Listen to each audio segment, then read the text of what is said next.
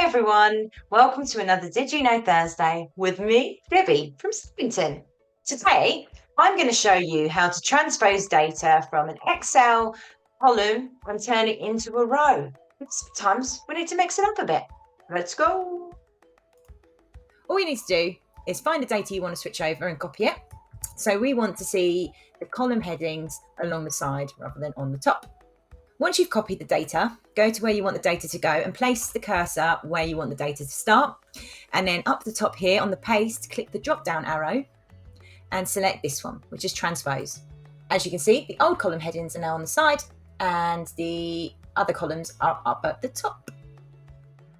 And that, as they say, is it. Turning your columns into rows can be really beneficial when using a spreadsheet, especially if you're using VLOOKUPs or HLOOKUPs. But enough of that. That's all from me this week. Have a great weekend.